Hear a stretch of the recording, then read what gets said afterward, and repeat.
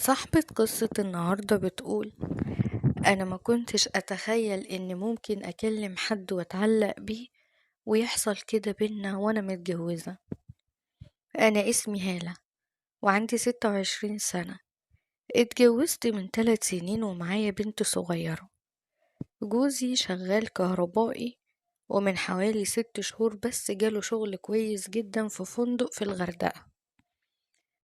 بيروح الفندق ده 20 يوم يشتغل وينزل أجازة أسبوع، وبقيت أقعد أنا وبنتي ال20 يوم دول لوحدنا، خصوصا إننا قاعدين في شقة بالإيجار في عمارة بعيدة جدا عن أهلي. لحد ما أمي كلمتني في يوم وقالت لي إن أختي الصغيرة تعبانة جدا. رحت واخدة بنتي ورايحة لهم ولقيت أختي تعبانة قوي. قلت لهم لازم نروح بيها المستشفى دلوقتي، مش هينفع نسيبها كده. وخدنا أختي فعلا ورحنا مستشفى حكومية، والدكاترة هناك قالوا لنا إنها لازم تتحجز دلوقتي علشان خاطر هتعمل عملية. وفعلا أختي اتحجزت في المستشفى وبقيت قاعدة أنا وبنتي عند ماما. وبما إن ماما ست كبيرة بقيت أنا اللي أروح لأختي المستشفى. ولما أختي الحمد لله عملت العملية، وبقيت أنا اللي ببات معاها في المستشفى كمرافق ليها في نفس المكان اللي أختي كانت محجوزة فيه. كان في طفل صغير محجوز، وكان في شاب بيجيله كل يوم يطمن عليه. بس الغريب ان اهل الطفل ده كانوا بيجوا يطمنوا عليه بالنهار، وبعد ما بيمشوا بلاقي الشاب ده جاي لوحده. وبقينا بنشوف بعض انا والشاب ده كل يوم في المستشفى. ولقيته في مرة بيقولي: لو سمحتي، هو انتي بتباتي هنا مع اختك؟ قلت له اه. قال لي: طيب معلش، بس لو تخلي بالك من اخويا الصغير وتبصي عليه كده. قلت له مفيش مشكلة خالص. قال لي: طيب استأذنك بس اخد رقمك علشان ابقى اطمن عليكي وعلى اخويا منك. وفي الاول بصراحة كنت مترددة جدا، بس قلت عادي يعني لحد ما يطمن على اخوه ويخرج بالسلامة. خدت منه الرقم وعرفت ان اسمه حسام، وبقى يتصل بيا كل يوم على الظهر كده قبل ما يجي يطمن عليه. وبقى كل يوم كل ما يجيب حاجة لاخوه، اكل او اي حاجة، لازم يجيب لنا معاه. حسيت ان هو انسان كريم جدا جدا. وبعد كام يوم قال لي ان هو الحمد لله الدكتور كتب لهم على خروج، وانهم هيخرجوا من المستشفى بكرة. قلت له الحمد لله على سلامته. تاني يوم وهم خارجين لقيته جايب لي شنطة مقفولة كويس، وقال لي استأذنك تاخدي الشنطة دي وما تفتحيهاش الا بعد ما امشي. وبعدها خد اخوه ومشي، وانا قاعدة والفضول هيجنني. فتحت الشنطة وببص فيها، لقيت فيها ورد أحمر وشوكولاتة كبيرة. فرحت بيهم قوي وفرحت بذوقه، وما كنتش عارفة أعمل إيه من سعادتي. رحت متصلة بيه علشان أشكره. قال لي: دي أقل حاجة ممكن أديها لك، كفاية تعبك وانتي كنت بتخلي بالك من أخويا. بعدها ب3 أيام أختي الحمد لله بقت كويسة، وخرجنا من المستشفى ورحنا على البيت. وقعدت مع أختي لحد ما الحمد لله بقت كويسة جدا. وكان ساعتها جوزي كان قرب ينزل أجازة، فرحت راجع شقتي، وجوزي نزل الأجازة بتاعته بعدها بيومين. المشكلة إن أنا كنت واقفة في المطبخ ولقيت موبايلي بيرن، وببص بشوف مين اللي بيتصل. لقيته حسام اللي كان معايا في المستشفى. رحت بسرعة عاملة الموبايل صامت، والحسن حظي كان جوزي نايم وقتها، وما ينفعش بأي حال من الأحوال إني أعرفه على اللي حصل أو أعرفه إن أنا اتكلمت مع حد واديت له رقمي. فضلت عاملة الموبايل صامت وأغلب الأوقات، وكان حسام بيتصل بيا في اليوم حوالي 3 أو 4 مرات، بس ما كنتش عارفة أرد عليه علشان جوزي قاعد معايا. ده غير إن جوزي كمان ملهوش في جو قعدة القهاوي أو ينزل من البيت أو يخرج أو كده، فكان معظم الوقت قاعد معايا لحد ما في يوم طلبت منه حاجات يجيبها لي من السوق. ورحت مكترة من الطلبات اللي أنا عاوزاها علشان يتأخر، علشان أعرف أكلم حسام، علشان أعرف أكلمه براحتي. أول ما جوزي نزل رحت متصلة بحسام بسرعة وقلتله معلش إن أنا مش عارفة أرد عليك علشان جوزي كان موجود. قالي معلش أنا آسف والله ما كنتش أعرف إن هو قاعد معاكي، وعموما مش هتصل بيكي تاني وياريت ما كنش سببتلك مشكلة. قلتله لا ما حصلش أي حاجة، المهم سأل عليا وعلى أختي وكان بيطمن علينا، وقالي إن هو كان بيتصل بس وعمال يتصل عشان يطمن عليا، وشكرته على اهتمامه واتصاله بيا. وقفلت معاه وحسيت بعد مكالمته ليا وسؤاله عني اني مبسوطة قوي، مبسوطة ان في حد فاكرني وبيسأل عليا بالرغم ان انا عايشة ومتجوزة. بس المشاعر دي بصراحة ما كنتش حساها حتى وجوزي معايا، كانت حاجة جديدة عليا بس كانت حلوة قوي.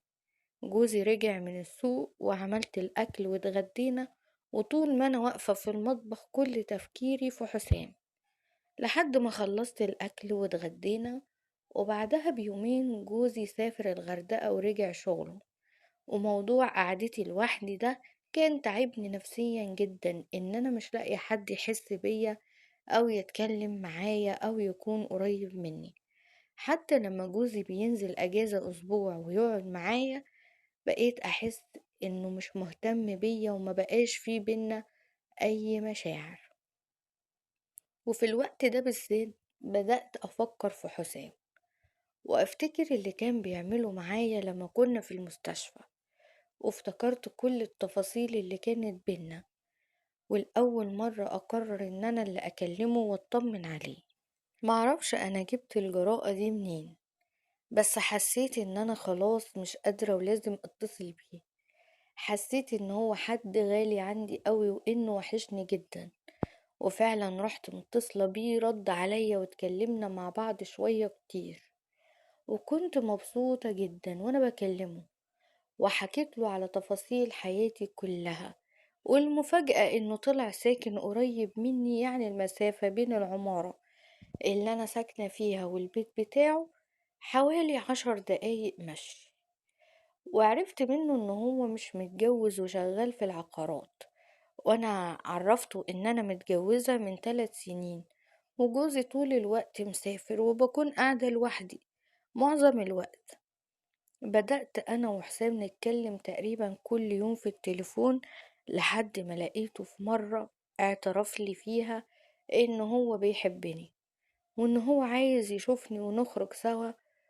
كنت خايفة في الاول، كنت خايفة ان انا اعمل كده، بس مع إلحاحه عليا كل شوية وافقت.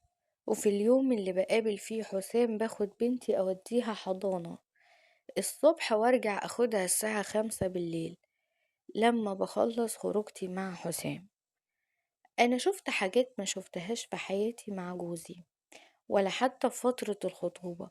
حسام كان بيعزمني كل مرة في محلات أكل غالية قوي، ده غير الهدايا اللي كان بيجيبها لي في كل مرة. كل مرة بقابله فيها كان لازم يجيب لي هدية. والأماكن اللي بروحها لأول مرة في حياتي معاه ده غير الإحساس اللي بحسه إني أسعد واحدة في الدنيا وأنا معاه. لدرجة إن أنا كل يوم برجع البيت بعد ما برجع معاه بدخل أوضة النوم بتاعتي وأقعد على السرير وأفضل أعيط على حظي في جوازتي. وبقيت أقول ليه ما كنتش قابلت حسام ده من زمان قبل ما اتجوز، وكنت اتجوزته هو أكيد حياتي كانت هتبقى حاجة تانية. في الوقت ده حسام بقى أقرب إنسان ليا، وجوزي بقى بالنسبة لي مصاريف البيت ومصاريف بنته، لا أكتر ولا أقل. وبدأت علاقتي بحسام تزيد يوم بعد يوم، وبدأ كلامنا ياخد منحنى تاني بس غصب عننا احنا الاتنين من كتر ما بنحب بعض. في الوقت ده كنت ببعت لحسام صور بالقمصان بتاعتي، وكنت بحاول على قد ما اقدر احسسه ان هو فعلا عايش معايا، وبخليه يشوف كل حاجة بيطلبها مني، ومكنتش بنام كل يوم إلا على مكالمة فيديو بيني وبينه واحنا نايمين سوا، ونفضل نتكلم ونقول لبعض كل حاجة نفسنا فيها، لحد ما وصلنا لمرحلة ان احنا زهقنا وشبعنا من كلام الموبايل والفيديوهات، ونفسنا نكون مع بعض بجد، ونكون مع بعض في مكان لوحدنا انا وهو. طبعا انا كنت قلقانة جدا من حاجة زي كده، بس فعلا من جوايا كان نفسي فيها جدا. وقال لي احنا ممكن نشوف بعض ونتقابل في مكان برا. قلت له مكان برا فين يعني؟ قال لي بصي، انا اصلا شغال في العقارات في المدن الجديدة، بسوق شقق، وفي شقق كتير جدا معايا المفاتيح بتاعتها، واصحاب الشقق دي اصلا مش عايشين في مصر، وانا بروح مع الزباين علشان افرجهم على الشقق دي، وكمان معظم العماير دي بتكون فاضية، فهنا هنكون براحتنا، وكأنك يعني جاية تتفرجي على شقة علشان تشتريها. وعجبتني الفكرة، بس برضو كان جوايا شوية قلق، بس هو فضل يطمني لحد ما انا وافقت. وفي اليوم ده قال لي على مكان استناه فيه الساعة 9 الصبح، وهو هيعدي عليا بعربية ياخدني ونروح. وفعلا رحت واستنيته، وجالي وركبني معاه ورحنا مكان بعيد قوي، حوالي ساعة بالعربية. قلت له احنا كده بعدنا قوي. قال لي لا، انا بقى شغلي كله هنا. المهم وصلنا قدام العمارة مكانش حد ساكن فيها خالص، والدنيا كانت فاضية جدا حتى في الشوارع، ما شفتش حد ماشي. قلت له انا اول مرة اشوف منطقة فيها حد كده، يعني ما فيهاش حد كده. قال لي المدن الجديدة دي كلها كده. المهم نزلنا من العربية ودخلنا عمارة وطلعنا الدور التاني، وكان في شقة مقفولة بالباب. فتح الباب ودخلنا، وراح قافل الباب تاني، وراح داخل البلكونة وقف فيها شوية. وبعد كده جالي وكانت الشقة كلها فاضية، مكانش حتى في شبابيك راكبة، والشقة كانت كلها عالطوب. لقيت حسام دخل المطبخ، لأن هو ده تقريبا المكان الوحيد اللي يعتبر مش باين، أو المكان الوحيد اللي محدش ممكن يشوفنا واحنا واقفين فيه. أول ما دخل المطبخ ونده عليا، وكان ساعتها قلبي بيدق جامد قوي من قبل ما حتى يقرب مني. المهم رحت قربت منه ووقفت قدامه، راح واخدني في حضنه جامد، وانا لقيت نفسي بحضنه جدا وكأن في حد غايب عني بقاله سنين. وفجأة لقيته قدامي، وكنت حاسة ساعتها اني بحلم. فضلنا في حضن بعض حوالي 5 دقايق، وحسام هو اللي حضني وعمال يقولي كلام حلو أول مرة أسمعه في حياتي. بجد كان إحساس مفيش أجمل من كده، إن واحدة تعيشه أو تحسه. حسام بدأ يعمل حاجات خلتني أتعب جدا، وأعصابي كلها ثابت، وما بقتش حتى قادرة أتكلم أو أقوله كفاية أو يبطل اللي بيعمله. بقيت ساكتة، وكان كفاية عليا قوي إن أحس بالحاجات الجميلة اللي كان بيعملها لي، واللي حسيت فعلا وقتها إن أنا خلاص لازم أكون مراته من كتر ما أنا مبسوطة معاه. حسام في اليوم ده عمل كل اللي نفسه فيه، بس طبعا ما كناش مرتاحين ولا أنا ولا هو، لأن طول الوقت كنا واقفين على رجلينا، بس في نفس الوقت احنا الاتنين كنا مبسوطين جدا، وخصوصا أنا. وبصراحة بقيت مستنية حسام يطلب مني كده تاني، وفي نفس الوقت ما ينفعش ان انا اللي اطلب منه كده. لحد ما بعدها بحوالي 10 ايام لقيته بيكلمني وبيقولي عاوزين نتقابل. قلتله بس بشرط، انا مش هروح المكان تاني فاضي، انا تعبت جدا ساعتها من كتر الوقفة. قالي لا ما تخافيش، المرة دي الشقة اللي معايا دي مفروشة وفيها كل حاجة. قلتله تمام، ورحنا مع بعض الشقة ودخلنا، والشقة كانت أحلى من شقتي كمان من كتر الفرش والحاجات اللي كانت فيها. المهم اليوم ده فعلا كان من أسعد الأيام اللي أنا عشتها في حياتي، لدرجة إن حسام وهو معايا ومن كتر ما هو شايفني مبسوطة وفرحانة باللي هو بيعمله بيقولي: في ايه يا بنتي، انت متأكدة ان انت متجوزة؟ قلت له: والله العظيم متجوزة، بس الظاهر كده ان انا متجوزة على الورق بس. وبعد ما خلصنا انا وهو فعلا ما كنتش قادرة امشي على رجليا. المهم نزلت وركبت العربية، ومن كتر ما انا دايخة من اللي حصل لقيت حسام بيصحيني وبيقولي: يلا علشان قربنا نوصل. قلت له: هو انا كمان نمت؟ قال لي: ده انتي نايمة من ساعة، ومن ساعة ما ركبتي العربية. المهم عدلت هدومي ونزلت في حتة قريبة من البيت، ورحت خدت بنتي من الحضانة وروحت البيت، كملت نوم وصحيت بالليل حاسة ان انا عاوزة اتطلق بأي شكل من جوزي علشان اكون حرة واعمل كل اللي نفسي فيه. قعدت اندب في حظي على اليوم اللي انا اتجوزت فيه وكرهت حياتي اللي انا عايشاها. بس اللي كان مصبرني هي بنتي، واني مش عايزة احرمها من ابوها، وخايفة على مستقبلها برضو. وقلت خلاص، اهي جوازة والسلام، وانا هعيش حياتي زي ما انا عايزة، وكده كده جوزي مش موجود. وفضلت اتقابل مع حسام تقريبا 7 أو 8 مرات خلال 5 شهور. كانوا اسعد 5 شهور عشتهم في حياتي، لحد ما حصل اللي ما كنتش عاملة حسابه. ولقيت جوزي بيتصل بيا وبيقولي انهم هينقلوا الفرع بتاعه للفندق اللي في القاهرة.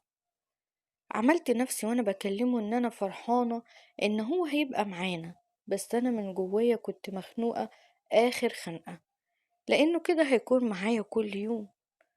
رحت متصلة بحسام بسرعة بعد ما هو قفل معايا، وعرفته ان جوزي شغله خلاص هيبقى في القاهرة وهيكون بايت معايا كل يوم.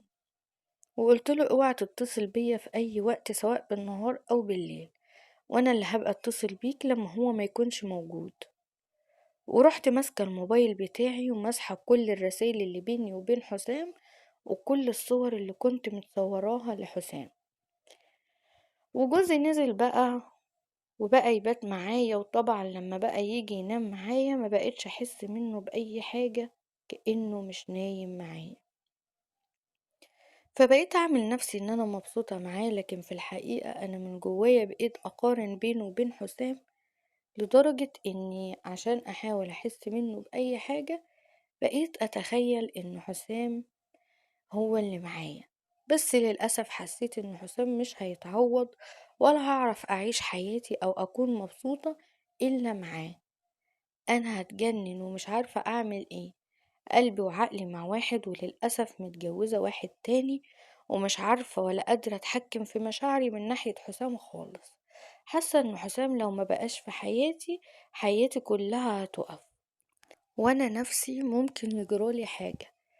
حاسة اني مش قادرة اتأقلم على وضعي القديم. بعد ما دقت كل حاجة حلوة مع حسام انا تعبانة جدا من كتر التفكير، ونفسي الاقي حل للوضع اللي انا فيه ده. دي رسالة بعتتها لنا على واحدة على رسائل صفحة الفيسبوك، ولو عندكم نصيحة ليها ياريت تكتبوها في التعليقات، وهي هتتابع التعليقات بتاعتكم بنفسها. ولو عندكم اي مشكلة ومحتاجين تعرفوا اراء الناس فيها، ابعتولنا على رسائل الصفحة الموجودة اسفل الفيديو، وانا هعرضها هنا على القناة. اسيبكم في رعاية الله، والسلام عليكم ورحمة الله وبركاته.